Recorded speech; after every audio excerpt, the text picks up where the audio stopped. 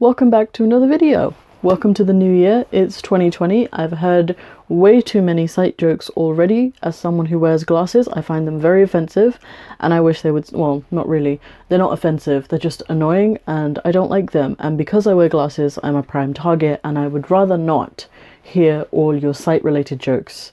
But welcome to 2020. As promised, this is a New Year's resolution video.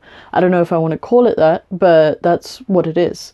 And I would like to go through them with you. As many of you who've been following me for a while now, you may know, winter is a time of change for me, the new year is the new year, and it's just an excuse, and I often need excuses to make some targets for myself, and I've prepared a few and I'm going to share them shortly.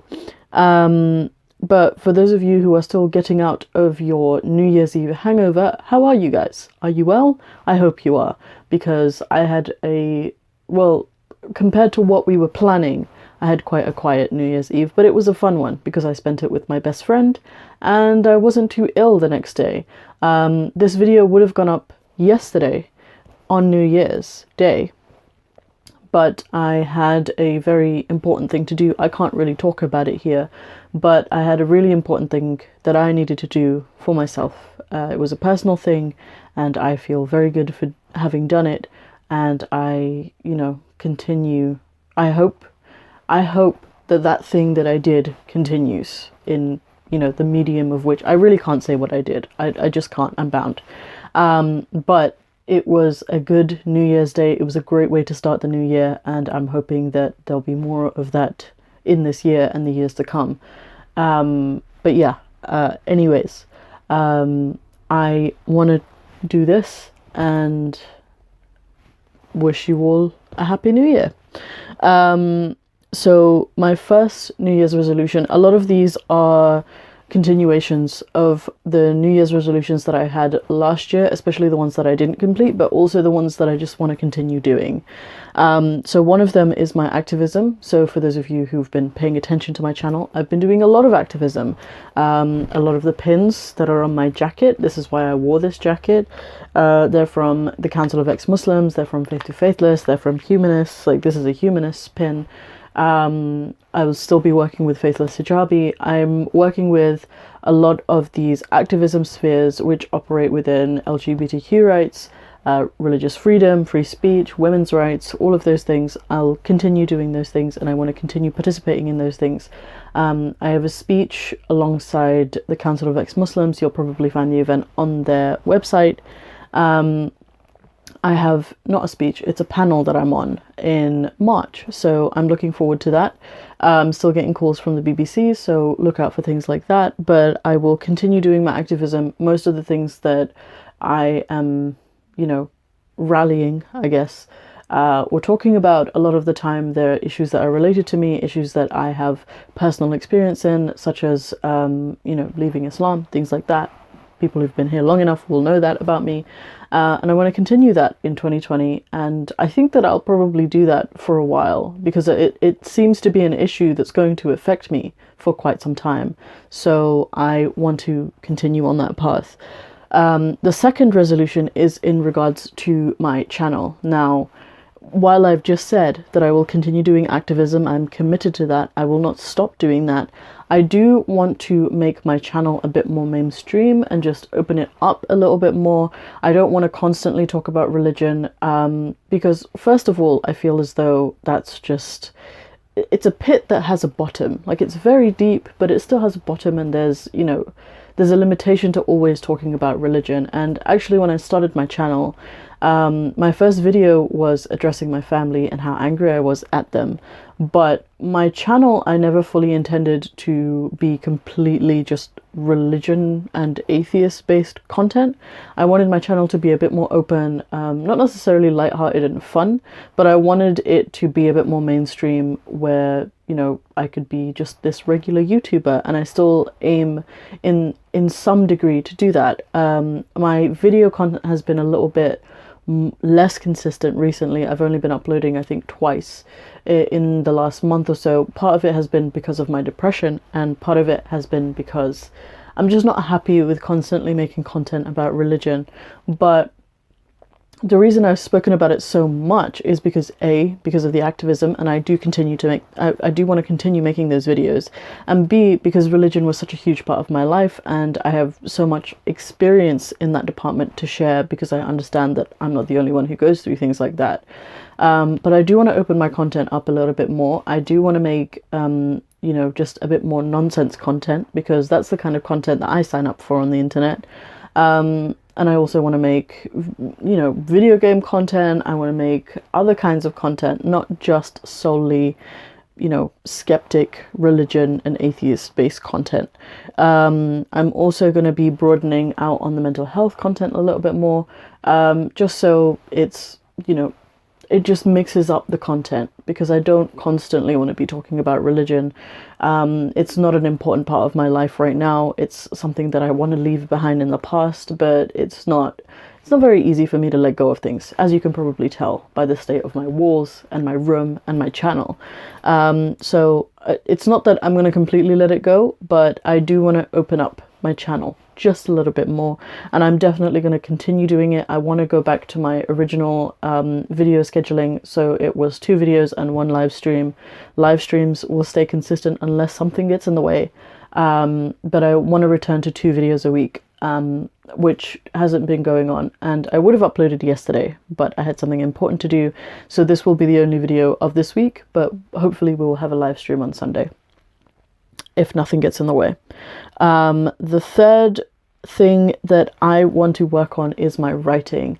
Now, before I started doing YouTube, before I became this, I don't want to call myself a public figure, but before I started doing this, I did a lot of writing, and a lot of my writing is unfinished. A lot of it has just been languishing in writing forums and writing websites, and I really, really want to get back into the groove of it. I've actually tried over the last month, but my brain has been completely empty, and I'm gonna task myself to either writing a piece every week or every other week. I think every week might be a bit too demanding. Obviously, it's not going to be a full tale, like it's not going to be an epic, but I want to get back into the groove of my writing, because it's something that I genuinely miss, and something that I genuinely envy when I see people doing it, and I just haven't done it in a long time.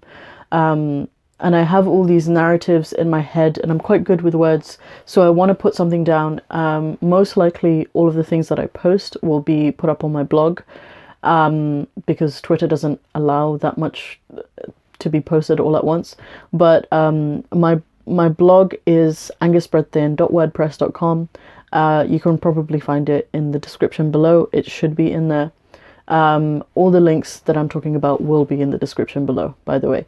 But the writing aspect is something that I really, really want to bring back. I've written a few poems recently, and if you want me to narrate them, like do a video narration of them, I'd be happy to do that as well.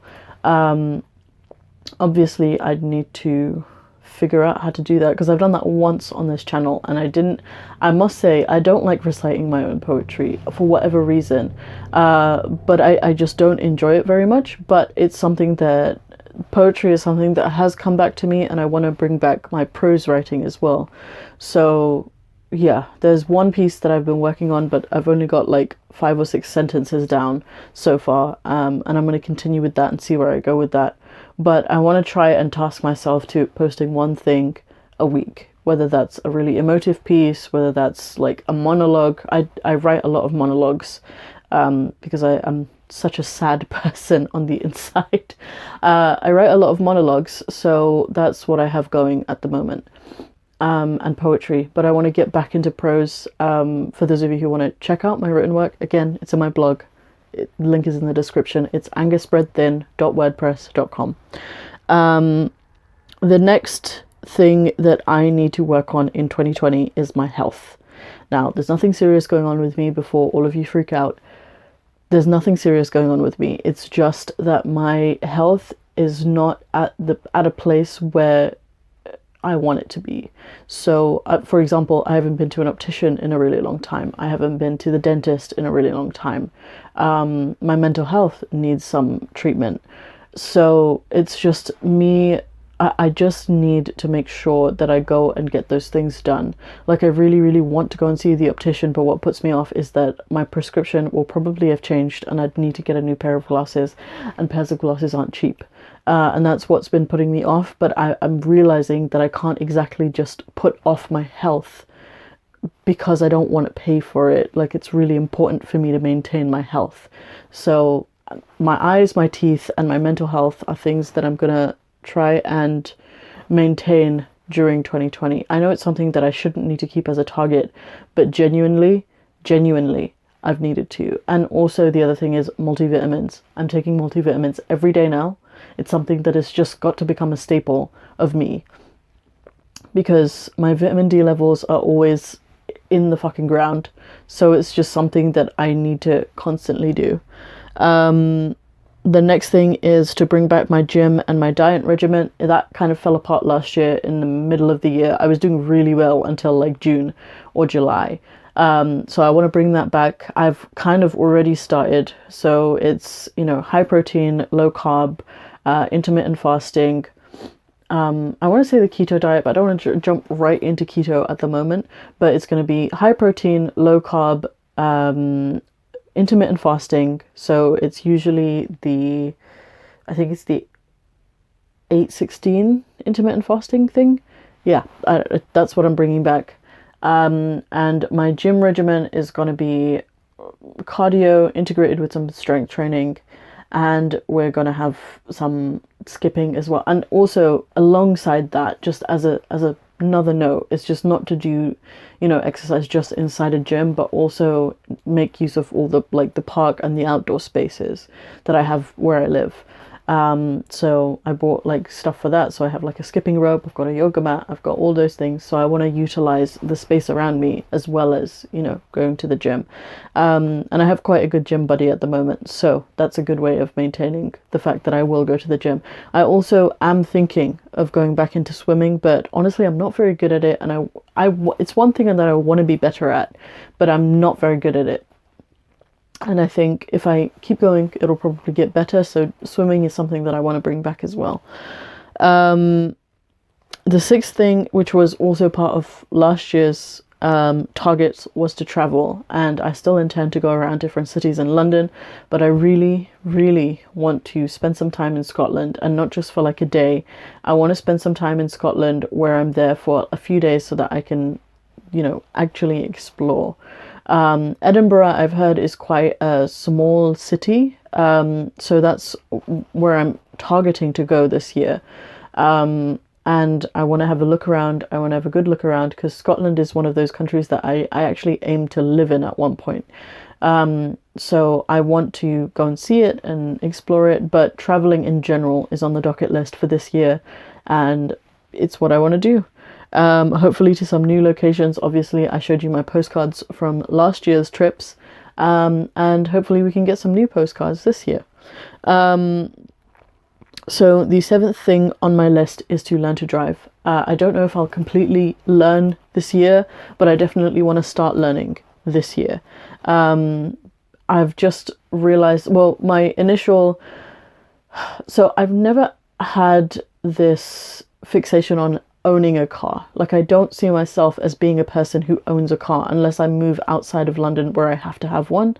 The only time that I've ever been like obsessed with having a car is when I was really, really young. I was really into Transformers as a child, like the 80s Transformers series. Like, obviously I didn't watch them in the 80s, but I watched the entire series as a child. I was really into Generation 1, Generation 2, the animated movie that came out after that, and then I kind of lost my interest with Generation 3 and 4, and then also the movies, that they weren't that great. I only watched the first one, and then I was like, you know what? No, we're not doing that. But that was the only time that I actually wanted a car or had any aspirations to have a car. But after I kind of got over that obsession with Transformers, I've just never wanted one, because I'm a London girl, I'm a city girl, I use public transport, it's just how I live my life. And the prospect of driving always kind of scared me, because I don't know, it's just this idea that of me controlling a machine that potentially could take someone's life is just a scary thought to me. But I've kind of had to get over that because it's frankly, it's stupid. Everybody drives. It's okay. Like it's it's okay. And I just want to get it done because it would make my life traveling, like going to other places and wanting to do things outside of London, the prospect of that a bit more easy. And I really also want to go on a road trip, and I don't have friends who can drive. And being the proactive person that I am, I'm going to be the friend that drives so that we can go on road trips. Like, that's what I want to do. So yeah, that's, I really want to and need to learn to drive. The next thing is that I want to get a small pet. I just need some company. I just need some company. I don't think that I can aspire to have a dog or a cat right now, but certainly a hamster, which I feel like is a much smaller commitment because they don't live very, very long. So I want a small pet. Like, Harvey's great. I have a potted plant, but I want a small pet just to keep me company in the evenings. I also think that it could probably help a lot with my loneliness, even if it is just, you know, a small rodent. It potentially has the power to help a lot with my loneliness, and you know, I'm not such a light sleeper that a hamster's gonna bother me, so that's something that I want.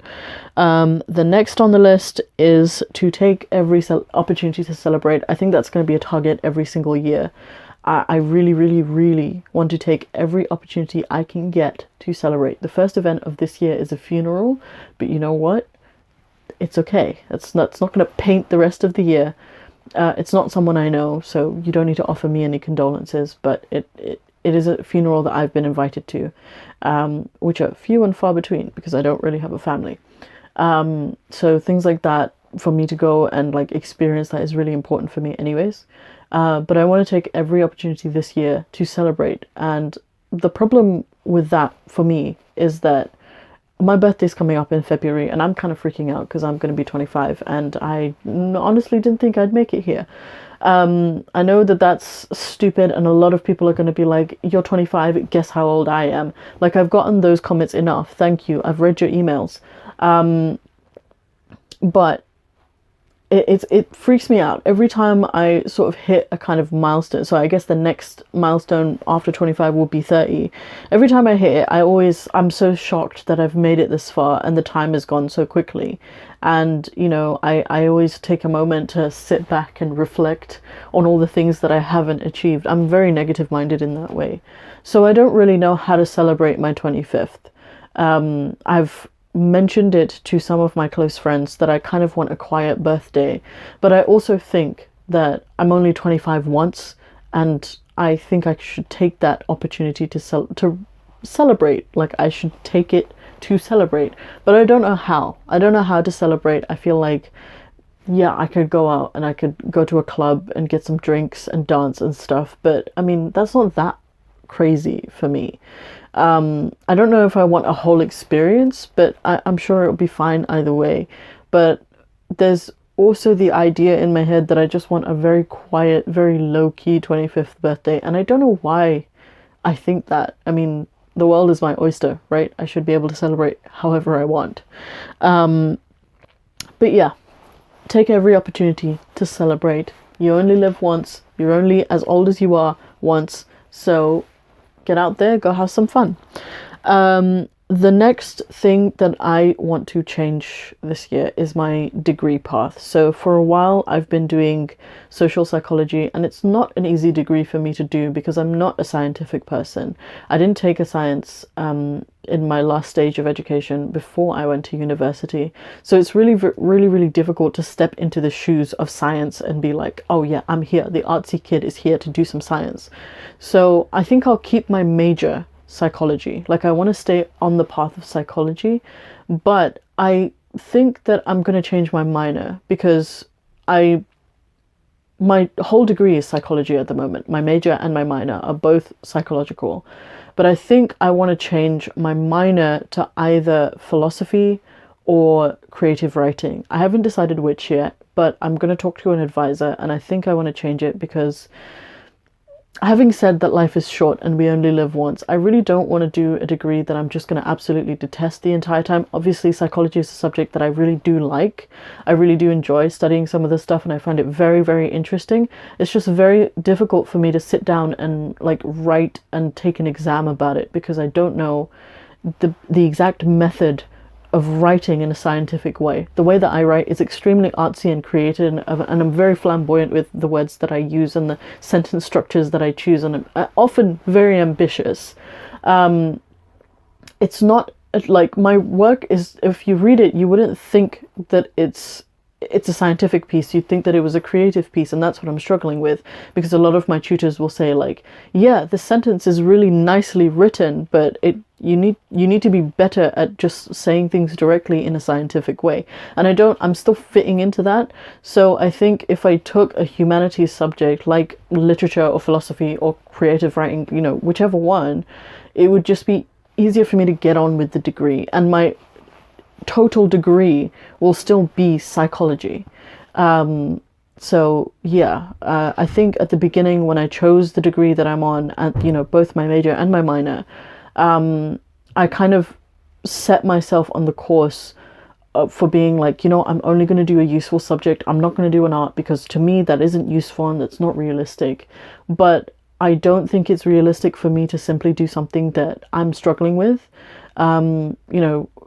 I think that it's not the worst thing in the world to also do something that I would enjoy, even if that something is quite short term. Like my total degree is still going to be a psychology degree, and I think that that's, in my opinion, in my view of the world and where I see myself in 5 years, still fits for me. So I think that that's what I want to change. Obviously, I know that it's a heated topic, especially for people who have children and who've gone into the workforce and done all these things and things like that. So if you have comments about it, please do leave them below. But I'm thinking about it. It's something that I've thought about for a while, because I'm struggling with it, and I just don't want to be miserable for the next few years while I'm struggling through this degree. So the next task is something that's going to sound a little ridiculous, but isn't really ridiculous when I think about it. I really need to try and make my house a home. What do I mean by that? Like, obviously you can see that, I've personalized my room. So what do I mean by that? I think I have this constant anxiety that I'm going to lose my home, because I've left home so many times. Like, I left my father's house, and then after my father's house I was in I was in my uncle's house, and then I left my uncle's house, and then I was in my grandmother's house, and then I left my grandmother's house, and then I was in another uncle's house, and then I left his house, and then I moved to another uncle's house, and then I left his house, and now I'm here. It's just been a lot of moving and changing and shifting, and throughout those periods, obviously I would buy things that I didn't particularly need, but I would always keep a suitcase of things, like my survival kit of all my essentials. I still have that, like under my bed. I still have a suitcase just full of essentials that will always live there. And I think I need to get out of that mindset and realize that I'm not in danger here, and I'm not at risk of completely being uprooted.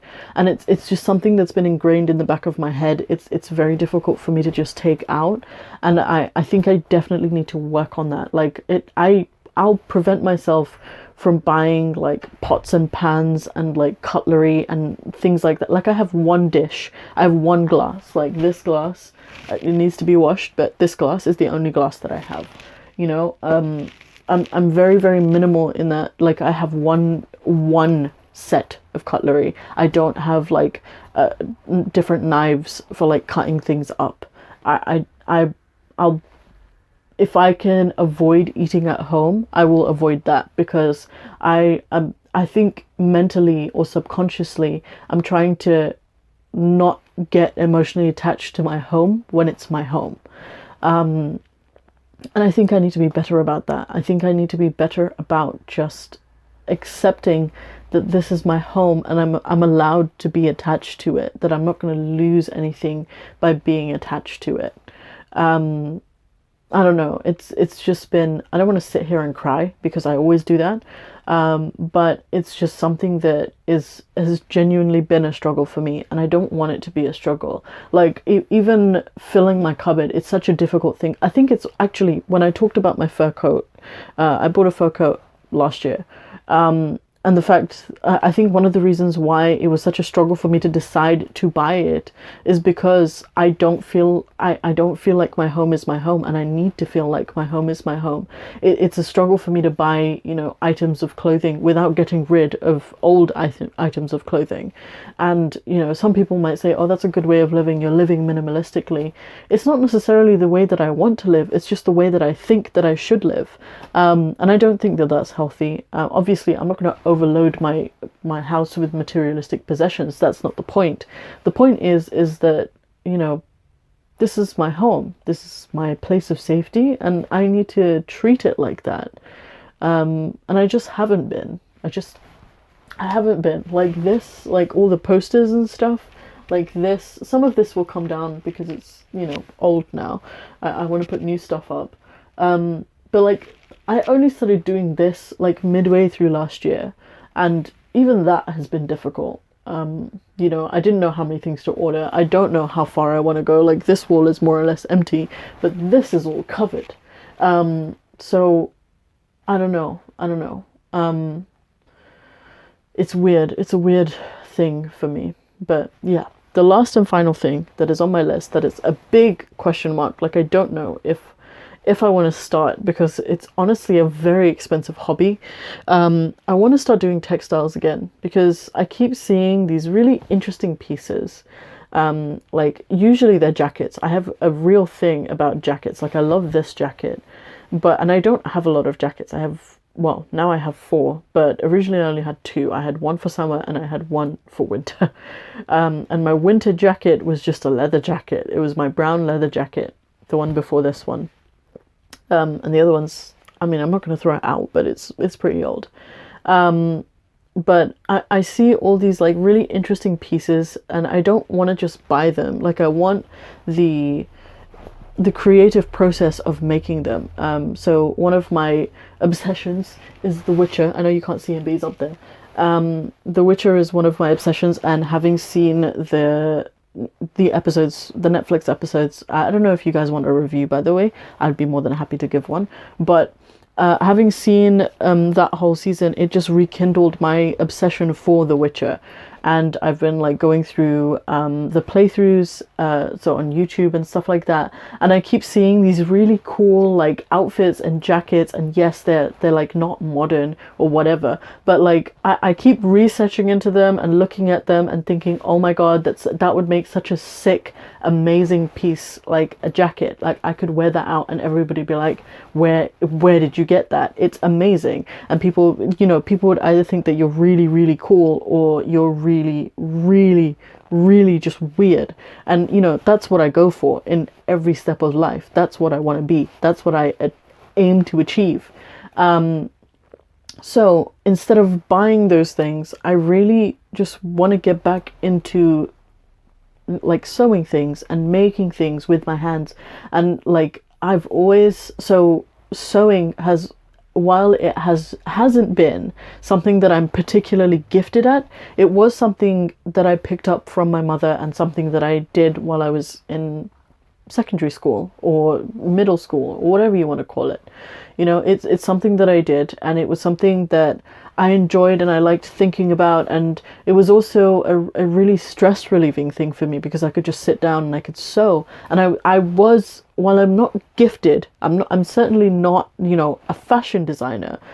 I think that as a hobby, I was, intermediate. Like, I was fairly good at it. Like, I know different kinds of stitches, I know how different kinds of fabrics work. And also, I feel like if I made things handmade, that would give me a sense of satisfaction that I often don't get from other things that I do.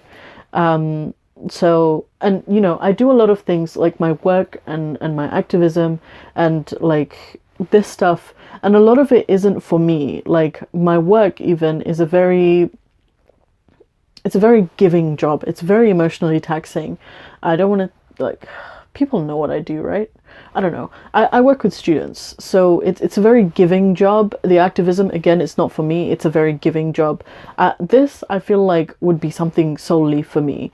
And, you know, buying the fabrics, choosing the material, it just gives me so much control over what I can do. And it wouldn't be like something that I could, like, in terms of my writing or in terms of my YouTube videos, it's not something that I could do in like a week or like a day. It would be something that I would work on over a few months, which is something that I'm really bad at doing. Like, I'm very bad at committing to a thing. And I feel as though textiles might ground me and be like, you spent this much money, you're gonna finish this, you know? So that's what I want to do. I don't know if it's going to be something that I'll immediately just hop on, because again, it's quite a expensive thing to do. But if I just want to try it, like I want to delve back into it and see how I do. Obviously, I don't have a machine, and I don't really enjoy using a textiles machine anyways. Like, if I were to do it, it would probably be all of it would be hand stitched. Because that's the fun part. Like, the machine is just like if you're lazy. I'm kidding. The machine is if you're a professional. I am not. I'm just someone who enjoys stitching and things like that. So I'm thinking about getting a kit and just starting something. Like, obviously my first project is not going to be a jacket, a Temerian, you know, warrior jacket. That's not what it's going to be. It's going to be something small, and we're going to work our way up. But it's something that I've been thinking about. But anyway, if you have enjoyed watching me ramble, thank you. And I, you know, hope you'll be back for more. If you liked the video, please do leave a like, please do subscribe, and leave me a comment. Tell me what you thought. If you absolutely detested the video, leave me a dislike, leave me a review on Yelp. Tell me how I did, what I did to you in the comments below. I welcome all kinds of discourse on my channel. This is a free speech platform as far as I am concerned. My YouTube channel, you can say anything. Join me in live streams, you're welcome also. If you would like to support me in a more monetary way, I have a PayPal and a Patreon, and also we have merch. All of the links are in the description below. We have Christmas merch also, which is linked below, and I'll probably be taking that out at the end of January. So if you are interested in that, in the last, you know, leg of that, I haven't made many sales, just saying. But in the last leg of that, if you would like to purchase some Christmas merch, they'll be disappearing by January 2020. A, you know, exclusive Fae piece. So that is all for this week's video. I will see you on Sunday, most likely, for the live stream, and hopefully after that on a Wednesday, because I want to return to my original schedule. If you have any, you know, comments, concerns, suggestions, whatever, leave them in the comments below, or feel free to contact me on Twitter. Again, everything is below. I'll see you in the next video. Happy 2020. May it be a year of fulfillment and achievement for you and for me. See you later.